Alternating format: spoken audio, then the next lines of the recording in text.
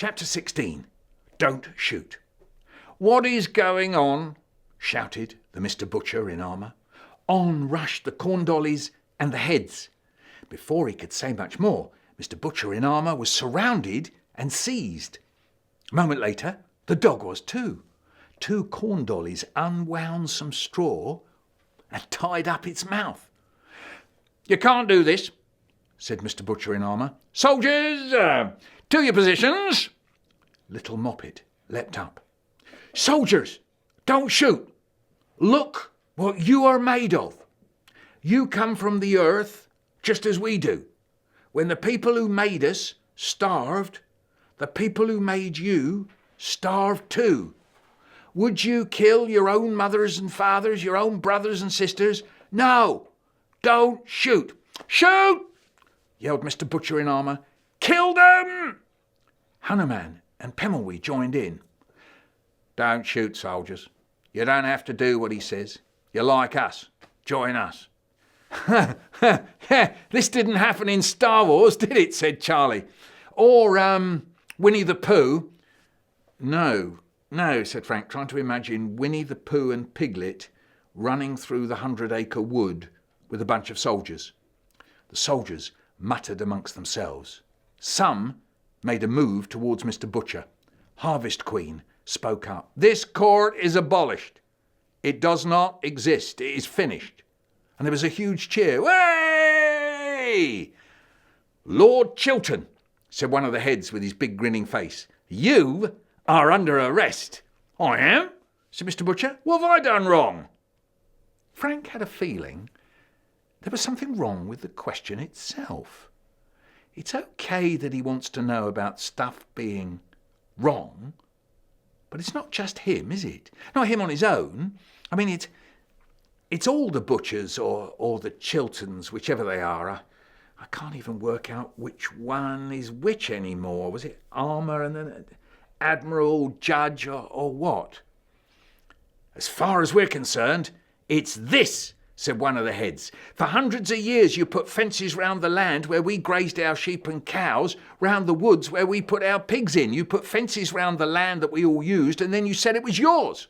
We've pulled down the fences. The land on that hill you see out the window belongs to all of us again." And everyone cheered. "Hooray!" Especially Pemulwuy, bubbling away in his jar.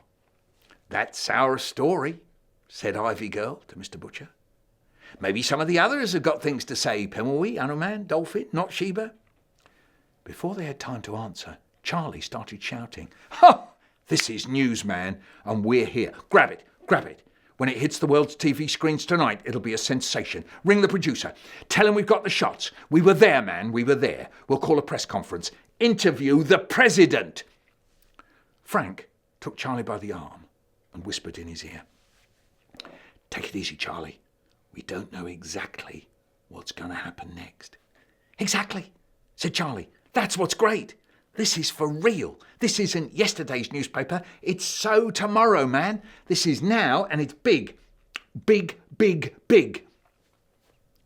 Frank wanted to hear what Pemulwuy, Hanuman, the Dolphin, and Not-Sheba would accuse this Mr. Butcher, which Mr. Butcher, of.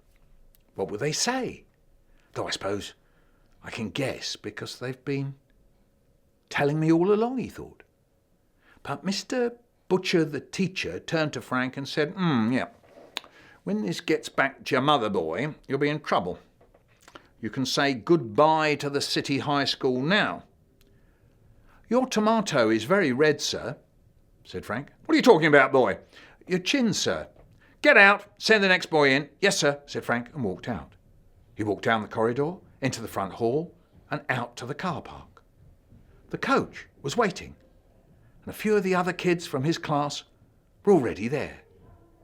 "Mrs. Morell and Mr. Butcher aren't back yet," said Rashida. "Yeah, I know," said Frank. "How did you get on with your worksheet?" "Oh, no," said Frank. No, my worksheet. I left it." He was confused for a moment, and then dashed off the coach, back to the front hall, along the corridor, and into the room with a picture of Miss Charlotte and Master William. Mr. Butcher, yes, it is the teacher, was standing there.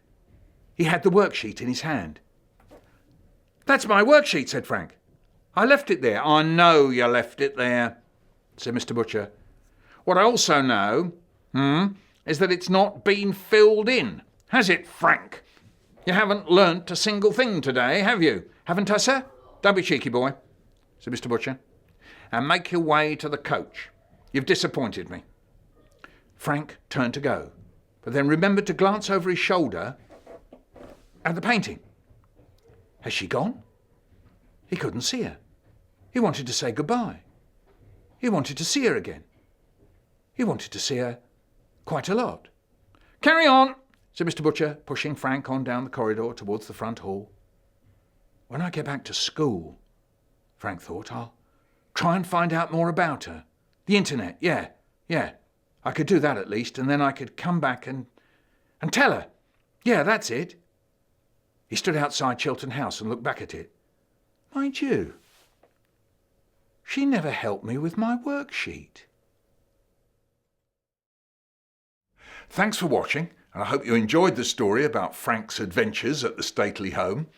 Maybe the next time you visit a museum or stately home, you'll be able to look at the objects on display there and wonder where they came from and what their story is.